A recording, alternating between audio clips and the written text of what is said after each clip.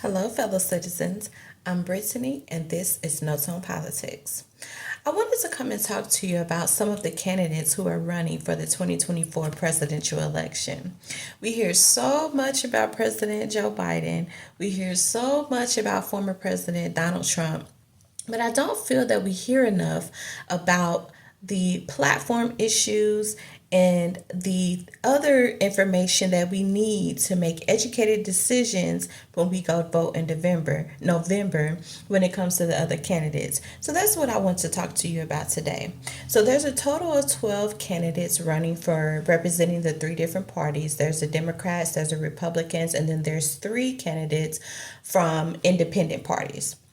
And so, just to jump right into it, we'll start with the Dems because they have the shortest list of candidates who are running for the presidential election. So, let's start with Marianne Williamson. She doesn't seem to have much of a political background from what I can see. She did attempt to run for the California House of Representatives back in 2014. And surprisingly, something I never knew, she also ran during the 2020 presidential election. But besides that, there's not much political background that she seems to have. What she is identified is as a spiritual leader, which I thought was interesting because growing up, I've always been told that in America we have a separation of church and state.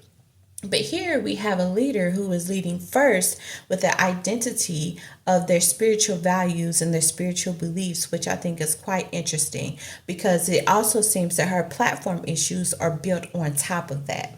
Now, some of the things that I've identified from reading her candidate website as what she intends to run on as president and things that she intends to focus on if she's elected as president are healthcare, children, economy, climate change, and reproductive justice.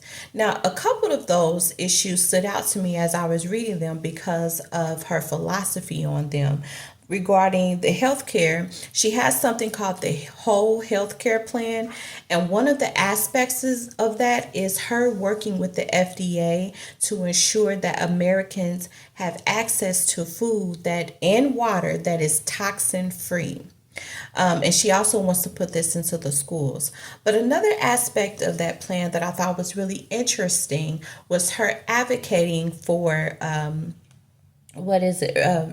violence. So as it's written, she believes that to reduce gun violence in America or to advocate for laws and things that reduce gun violence in America will lead to the overall improvement of the health of Americans. So I thought that was interesting.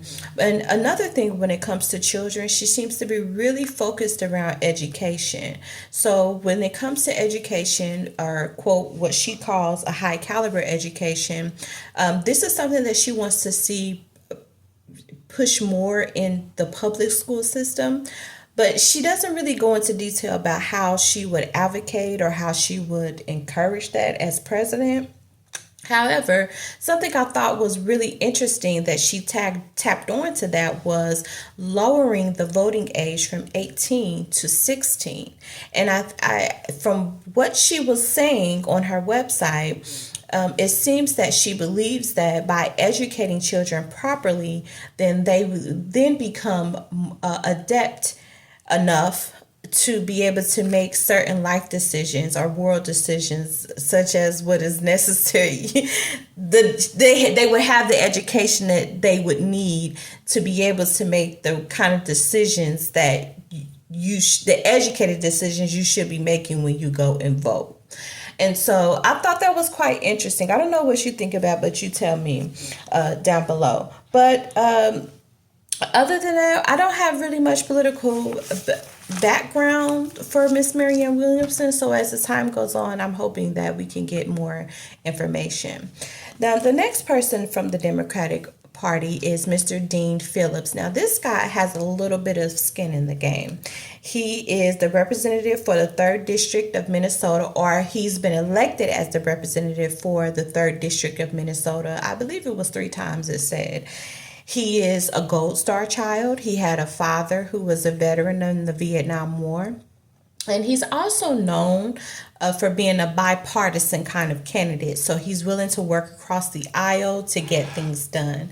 But I think the most notable and interesting thing about him, besides the fact that he looks a lot like Mulder from the X-Files, okay? Now, y'all remember it was a season near the end where Mulder disappeared and nobody know he was there. So, Mulder, is that you?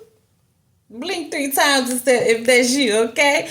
But no, he looks a lot like he favors Mulder from the X-Files a lot. Like he's like a mix of Mulder and some other actor I can't remember the name of. But besides that, he was the author and the champion, the sponsor for the PPP, the Paycheck Protection Act, which I thought was really cool. So he worked in also alongside to write it, a representative from Texas. But he was the one who kind of sponsored it, championed it, wrote it, and then got it pushed through. And this is something that, we all are familiar with, whether you're familiar with it because you were scamming or whether you're familiar with it because, you know the mom and pops and the small or medium businesses, even your company that you may work for, who actually access these funds and acts, that resulted from this act being passed so that you can stay employed or at least have some type of income throughout the pandemic. So I thought that was pretty cool regarding Mr. Phillips. Besides that, I don't have, again, too much information about his political background. But as the time goes on, I'm hoping we can find out more information about Mr. Phillips.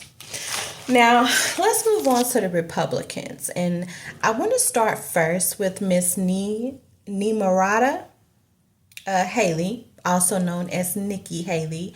She started out in the legislature of South Carolina. So she was there as a rep for a while, but then she moved on up to be the governor of South Carolina. But besides that, I don't really see what her political background is too much. Now, I try to go to congress.gov, right, and research a little bit about what these candidates, like what bills were they co-sponsoring, what bills were they sponsoring, even for their own states, where they were working.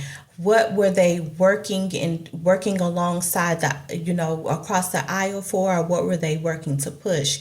And so that still remains to be seen. And I'm hoping that as time goes on, that people will ask the right questions so we can really figure out what some of these candidates are really vying for besides what it is that they're telling us. But for Miss Nikki Haley, besides the things that we're seeing in the news, I didn't find too much. Her platform is vague. From now, I don't know if she updated it an hour ago or 30 minutes or even while I'm recording this. I don't know. But her platform is vague. If you go to her candidate page, there's not too much information. I know as a South Carolina rep, she pushed for teacher salaries to be based not only on their tenure or their level of qualification, so whether they were qualified or how long they had been a teacher, but she wanted it to be also based on performance. And that kind of seemed to be the highlight as her in her career as a rep in South Carolina. Besides that, I don't know. Besides people asking her questions, like gotcha questions, those things don't really matter to me, because as president, what matters to me is what it is that you really believe and what it is you're going to advocate for as the chief of this country. And ultimately arguably the greatest influence in the world, the country that has the greatest influence in the world. And so that is what I really would like to see more of Nikki Haley, because I kind of like her as a candidate, but I don't know what it is that she's really going for. What does she really care about?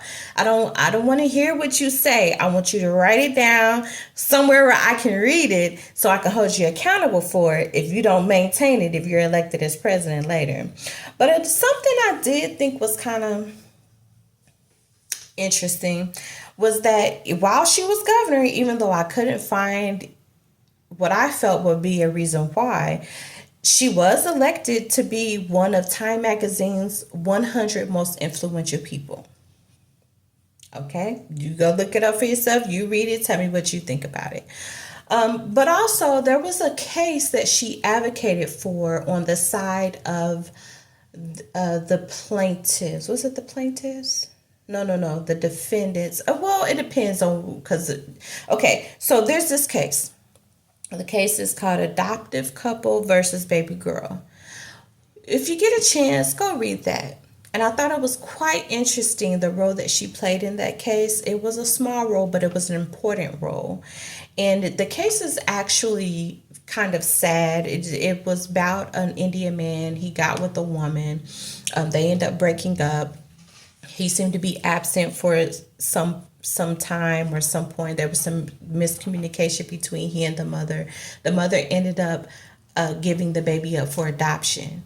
And if you know about laws concerning Indians in America, they have basically their own laws. You know, they're kind of allowed to govern themselves. And if you are identified to be an Indian or a part of an Indian tribe that's federally recognized, then there are certain parameters that all things are done within. And it's only so far that U.S. law and federal law can reach because they are a federally protected group.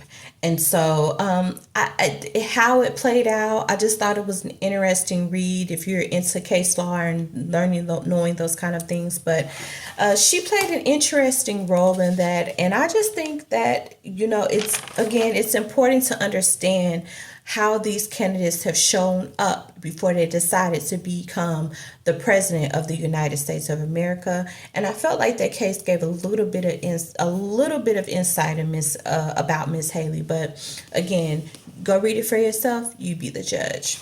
That's the whole point, right? Gotta love America. Okay, so now we're moving on to the Republicans, and we're going to start with Mr. Vivek, or is it Vivek Ramaswamy. If I am not pronouncing that correctly, please correct me. Okay? Drop down in the comments and do the little thing that helps me understand how to enunciate this man's name. But he is a quote unquote American entrepreneur. Practically no political background at all besides what we know him as is right now, which is just the presidential candidate for the 2024 elections. But here are some things that I've identified as on his platform of issues that he's running on. And his platform is known as America First 2.0. So here's some things. First, he's really young, y'all. He's 38, okay? So the last time we were having a conversation about a young guy running for president, it was President Barack Obama, right? But this guy's young, okay? And he be acting his age, especially as we have seen in the last couple of days with what's been going on with him, okay? But here's his platform. So here's some things that stood out to me as I was reading. Revive American national identity. He wants to do this by the use of military and drones to secure the southern borders. Okay. And he wants to end affirmative action. And he wants to protect American children by banning addictive social media for any child under the age of 16. And he also wants to kill gender confusion care for minors. Okay, so he's right off the bat, right? Unleash the American economy by growing our overall GDP by 5%, at least 5%, okay? More than 5% is what he wants to do. He will do this by incentivizing trade schools over college degrees, which actually is not a bad idea in this economy, right? And he wants to limit the Federal Reserve scope to just focusing on the dollar, which I also thought was very interesting, and I'm curious to see how he would work to implement that. He wants to declare independence from communist China. He's going to do this by banning U.S. businesses from expanding in China. And he wants to stop the CCP from buying American land. Okay? Dismantle managerial bureaucracy. He wants to do this by shutting down, quote, toxic government agencies, unquote, such as the Department of Education, okay, FBI, the IRS, and he wants to rebuild, quote, this is a quote, rebuild from scratch when required, unquote, okay. He also wants to move more than 75% of federal employees out of Washington and end remote work, okay? And he wants to, quote, cut wasteful expenditures, unquote, with, by causing, okay, so he wants to cut down on federal government spending, basically is what he's saying under this bullet point, to dismantle bureaucracy. He one of the ways he's going to work to do this is by cutting expenditures or cutting federal funding or cutting federal spending by causing, instead of, so how it works now is each department within the federal government, where they need money, or each year when it's time for the government to say, okay, what is this going to take for us to run our government this year? Every department submits a budget, right? And they say, okay, last year, this is what we spent.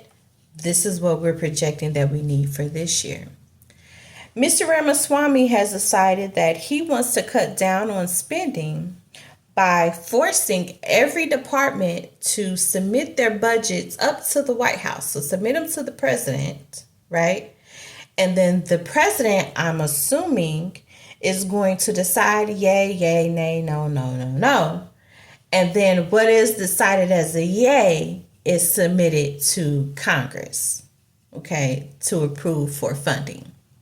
So right now, as it is, every department submits their own budget to Congress to approve. He's saying, let's cut that out.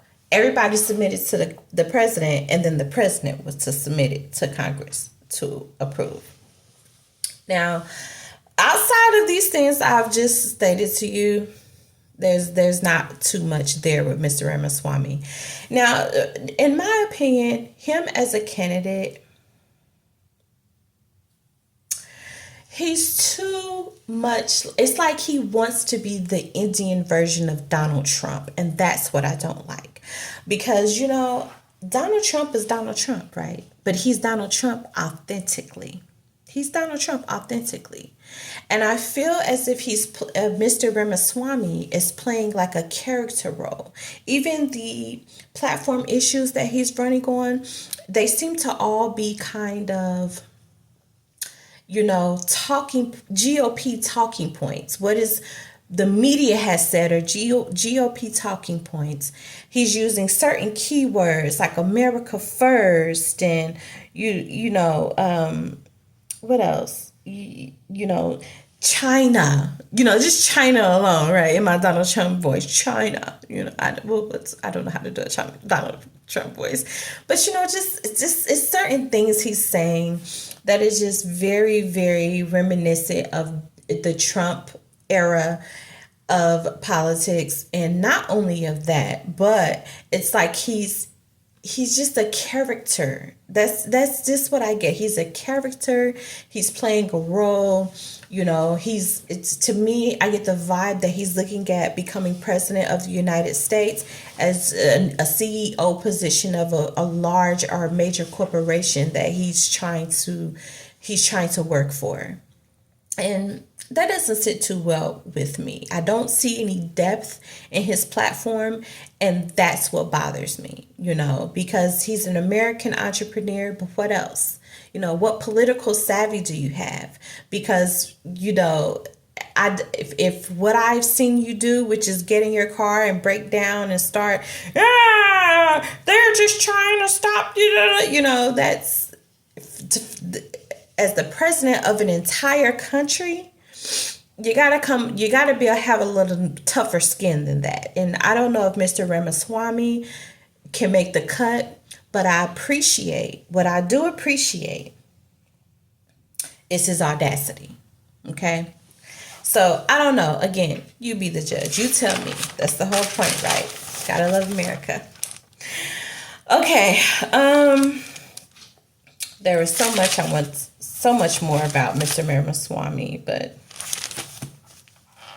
did you know that while in college, he performed Eminem covers and libertarian-themed rap music under the stage name of Vivek.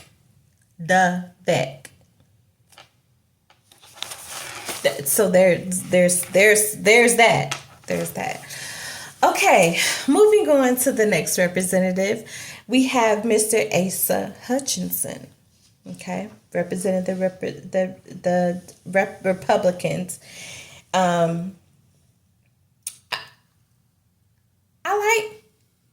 I think out of all the candidates, he's the strongest. Let me tell you why. Because, first of all, he has a lot of skin in the game. This is a guy who, he doesn't give up easy. And I like that. I like that about him. If you go to his candidate website, what I most appreciated that out of all the candidates, he had a detailed plan that was comprehensive in the sense that it made sense. It answered questions. It didn't leave me with questions like the other candidates that we've looked at or that we will talk about. It didn't leave me with questions. It only left me to say, okay, let's get him in a debate so we can ask him questions to break down a little bit of what he's saying. He has a platform of issues that is based on having experience in the game, the political game, the American political game, as well as experience within very notable and prominent administrations of this country, such as the Bush administration. But I'm going to read some of these platform issues that I thought were interesting to talk about as I was reading on his candidate website. And you tell me down below what you think. So the first thing he wants to do is he plans to reduce the federal workforce by 200,000 jobs. A 10% reduction overall, and focus more with the focus of the jobs that are being cut on jobs that are non-defense, right? Which is a little scary to me, okay? Because that says a lot. You want to cut jobs, 200,000 of them. First of all, there's 200,000 federal jobs. Somebody call me if you're willing to be. I'm a good worker, okay? Call me so I can use you as a reference. Drop down below if you're willing to let me use you as a reference. Yay or nay. Just say yay or nay, and I'm a no, okay? But he wants to cut 200,000 jobs. Basically, he wants to cut all the jobs that don't have anything to do with military, okay? With defense, right? Which is scary. But another thing I thought was interesting is that he wants to increase the use of energy by expanding the openness of federal land for drilling. So it kind of really what it is that he seems to be wanting to do is have America focus more on utilizing its own resources for energy rather than outsourcing it, is what I got that he was saying. He also wants to expand the wall to secure the border. So border issues, I noticed within his platform issues, kept coming up. It came up more than once. So this seems to be something that he really will focus on if he's elected as president, is working with and he actually says it, that he's going to work with the governors of the border states to work on getting a bill passed through Congress that allocates funding to secure the southern border. He wants to establish a commission for the future of Medicare and Social Security. So that seems to be something that's important, or not important necessarily, but that's on his list, which it should be because he's 73 years old himself. So he wants to reform federal agencies to make them, quote, to quote, make them more accountable, transparent, and focused. The FBI will be streamlined, unquote. I need to understand what he means by that. I'm hoping someone who has the power to stand before him and ask him, or the opportunity to stand before him and ask him this question: what does he mean by streamlining the FBI?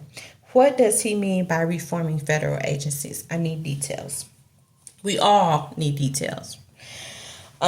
He wants to use the National Defense Reduction Act to return all production of defense material back to the USA. So basically what he's saying is that he wants the defense of the United States to be or the defense materials, guns, bullets, tanks, all the stuff that we use when we may need to go to war or things like that. He wants the production to be here at home rather than outsourced to China. Okay, and again, that seems to be, he seems to be trying to put America first, right? Or has a nationalist view without saying that. Which I don't think is anything wrong with it. Everyone should do that. It's kind of like, why would I be worried about your kid and I have my own kids? And hey, your kid doesn't have shoes on. Hey, your kid doesn't have on a coat, and your kid doesn't have on shoes or a coat. You got to take care of home first, right? Okay. So that kind of seems to be like an underlying theme in his platform issues. But one of the things that I really liked that I read that he intends to do if he is elected as president is increase the workforce by eliminating the penalty for seniors who want to work while drawing Social Security. I love it. I love it. Now, the way I'm reading this, it doesn't mean that you can't just simply retire and just draw your Social Security and ride off into some Florida sunset, right?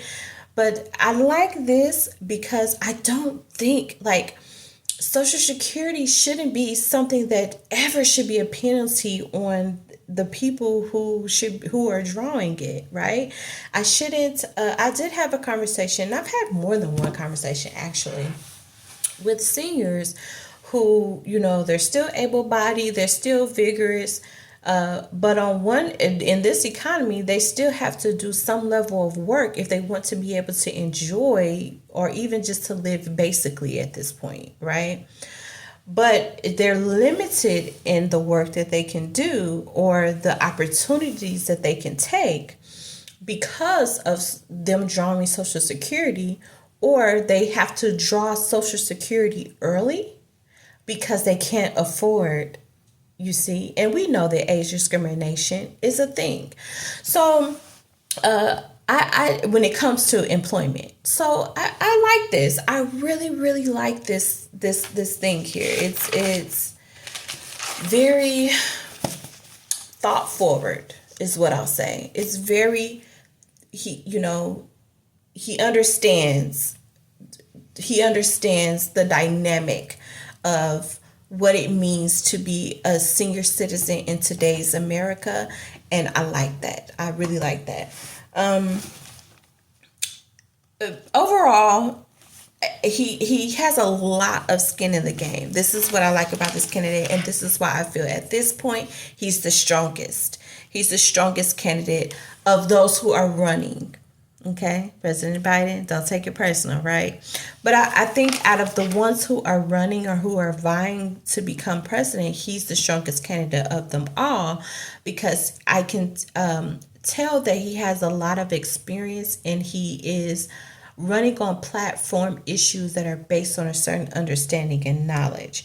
Here are some things that you should know about him. He served as governor of Arkansas from 2015 to 2023. He was a U.S. attorney at one point. Also, he was within the House of Representatives. He served during the Bush administration, so he was handpicked by President Bush at one time to have a place within his administration.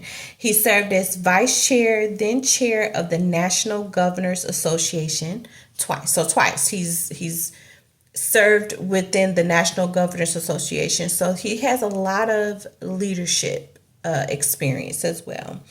He was also, which this is the key right here. He was also a trial lawyer.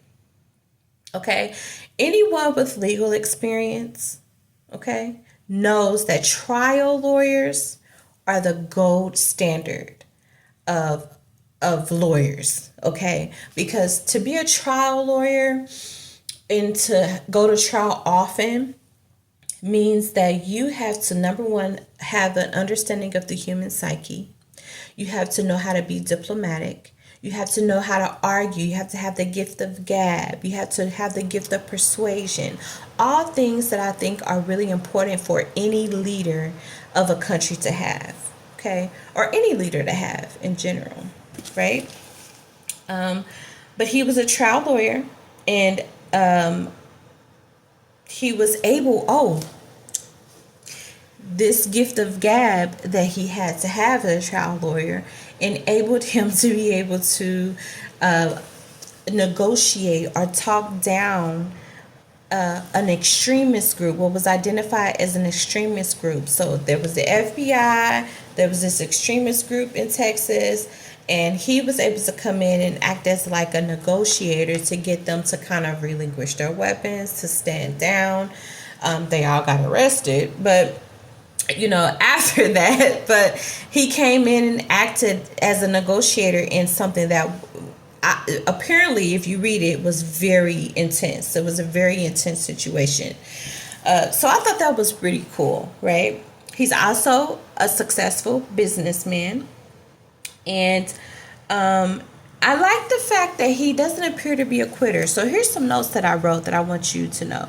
So in 1982, he was chosen to be the U.S. attorney, right? For what state was this state? For Arkansas. And he went up for a Senate seat. He lost. He came back to go for the AG, and then he lost again. So he started out here. He came back, he tried to go here. Then he lost, then he came back and he just tried to go here. So he just keep going. He like, all right, there's one monkey don't stop no show, right? And then after he lost going for the for the AG of Arkansas, he came back 6 years later and got the seat for the 3rd district as a rep for the 3rd district of Arkansas, which he kept until 2001 when he was nominated to a seat within the prominent Bush administration. So what I see in his history and his background is that he's just a guy who's not a quitter. He has his eye on the prize. He goes for the prize. You can knock him down, he's going to get right back up. I don't know how quickly he can get back up because he's 73 at this point. But, hey, I like my presidents old, quite frankly. You know what I mean? I don't want you to come trying to be president when you 25 or 35. I want you to be president when you got a little bit of skin in the game. And at this point in the game, you really got to have some skin in the game. Now, I don't know who I would imagine to be his his running mate, I would say Mr. Dean Phillips. I mean, I know he a Democrat. Have we ever had that before in America? I need somebody to tell me. If you know, have we ever had people from opposite parties working along? So one, president from one party, one president from a separate party. Have we ever had that? I don't know. I would like to know. But I feel like at this point, him and Dean Phillips, I mean, Dean Phillips could be his running mate, his VP, and he could be the president. I don't know. But as I was reading, I kind of got a feel of coldness, right? So when I read Dean Phillips' profile and did a little bit of surface level research on him, what I got from him is that he's a person who kind of cares about the people, right? He likes to cater to what he feels that the American public needs in a way of enhancing their quality of life, as well as, just being a people's guy. I'm going to do things and act laws and policies that's going to, advocate for you as a citizen, right? But Mr. Hutchinson, and it could be just because of the era that he's from, but even just reading, his stuff, I was just kind of like, he is like a hardline conservative, but there's a coldness there that makes me feel like in this day and age when people are like getting in touch with the kid inside of them and, you can be whoever you want to be. I think it's important to be able to have a human, caring, relatable side of you. And I just don't get that from reading, just kind of his political background, as well as just going to his candidate website. There's just a sense of hardline. This is what we need to do. This is how we're going to do it. You're going to go over here and do this. You're going to go over here and do that. Without really caring that, okay, he can go over here and do this, but he can't be here all day because he has a wife and kids at home. And in this time where people are choosing, the quality of life over the quantity of life, meaning how I feel about my life versus how much money I'm making is more important to me. I don't know how much that attitude will go over. But again, nonetheless, I still believe that Mr. Hutchinson is the strongest candidate. Not saying I agree with every little thing about what his platform represents, because there are some things we'll talk about in another video that I didn't necessarily agree with. But for out of the 12, he's the strongest. Okay. Let's move on to Mr. Ryan Binkley.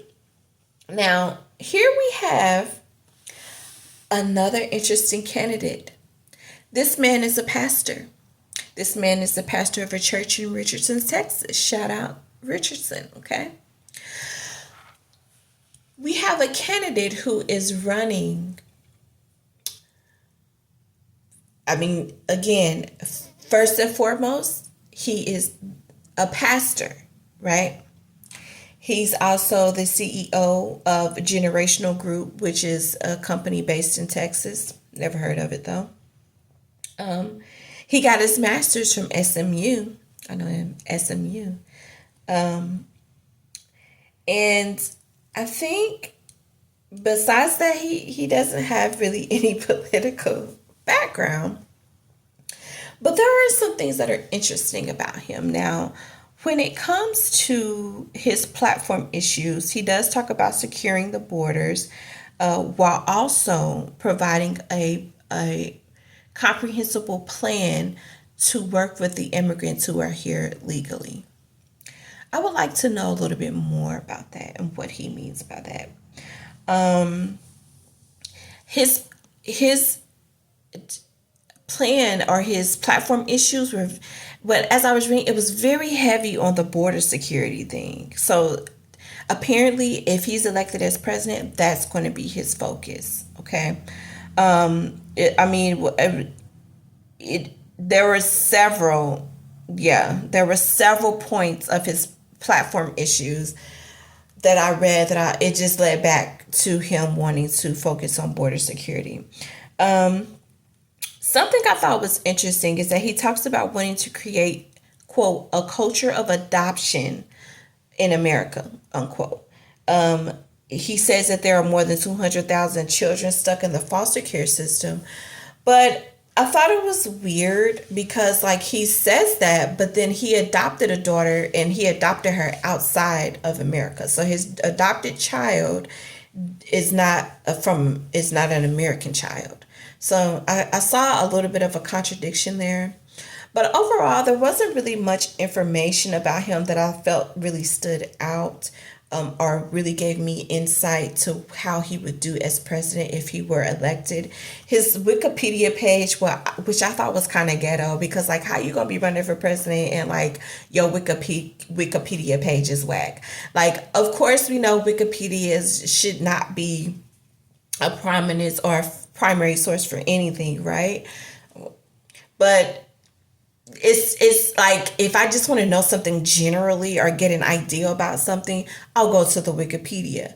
And it was severely lacking. And I was just like, okay, so I don't really know much information about Mr. Binkley besides that he is a pastor. He is the pastor of a church in Texas. He is the CEO of a church in Texas, which ultimately leads me to kind of question. Oh, and he has a big thing about adoption. But it kind of leads me to question, like, how he would be able to wholeheartedly perform as president of the United States, because I know that he's going to have to make decisions that line up with, they don't necessarily align with of some core Christian values. But I don't know. You tell me. That is the whole point, right? You're the citizen. It's for us, by us, right? Gotta love America. And then the last candidate I want to discuss with you is a Miss Jill Stein. Now, again, the two other candidates represent the Independent Party, but these are candidates I feel that they have history with us. They're well known. Cornel West and Mr. Robert Kennedy Jr. Now, if you guys are absolutely insistent about one of the 12 that I haven't discussed here that you want me to discuss, drop it below. Okay, I get it. I get enough consensus on it. Maybe I'll do it. But I just don't feel like those two, they have enough, we have enough understanding about who they are, what they represent, what they believe. I don't need to discuss them. Now, Miss Jill Stein, don't really know too much about her. And even now, I can't tell you too much because I didn't get too much as I was trying to research about her. She does have somewhat of a political background as an activist. Actually, she is a strong activist in her local community, has been for a long time. She's also 73 years old, representing the Green Party. Okay. She's Harvard educated. She is a doctor. Okay. So she has her doctorate. Is she a medical doctor? I believe she's a medical doctor.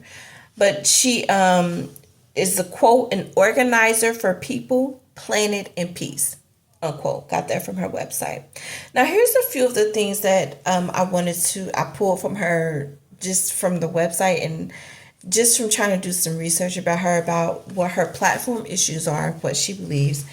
She believes that Americans should have an economic Bill of Rights, and this Bill of Rights would entail a guarantee for the right to a livable wage, housing, food, health care, and education.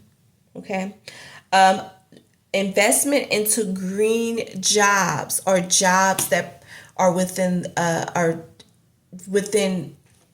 jobs and technologies that are within industries that are working to like sustainable type of things. Again, that was really it. There's just kind of a vagueness there overall, regarding what it is she's really standing on, besides this kind of, she gives me really hippie vibes, honestly, like just a 73-year-old hippie who has an opportunity to finally take some of these things that she has always believed and push them into the mainstream as a female president.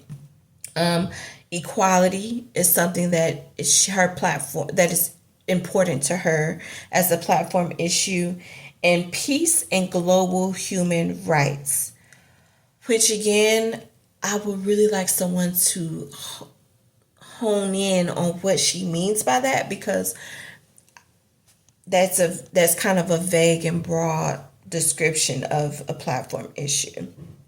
But she did say that she also wants to be able to advocate as president a real election reform that empowers the people. And I'm always down with that. So I did like that. Now, a couple of things I thought was interesting about her is that she's been arrested. So she low-key, she kind of low-key about their life when it comes to activism, okay? She was arrested back in 2016 doing a protest of the Dakota pipeline, okay? So she was arrested. A warrant was issued for her. She was arrested for spray painting a bulldozer, okay? So, and it was her and her homegirl that went with her. So she, she is willing to go to jail if it's something that she believe in. I'm with you, girl. I like that. She also was paired at one point. So I think she was like the campaign manager for Cornel West. So before they parted ways and she decided to run as an independent candidate, and he went his way and decided to run as an independent candidate, they at some point were working together, which to me would seem that they have some level or sense of bipartisanship, diplomacy, where they can work, because they obviously have some differences in what they believe and how they believe they should go about things. But, she was willing to work with him to help him with his platform and running as president of the United States for the 2024 election before they parted ways and she went her own way. So I thought that was kind of interesting. But besides that, I don't have too much information about Miss Jill Stein, and I'm hoping as time goes on, we can get more information about her, what it is that she intends to do if she's elected president. So what we can expect from her. Now, I want to hear from you. What do you think? Of these candidates, who are you most familiar with? Are any of them, people that you have a little bit of knowledge about that you can share with us?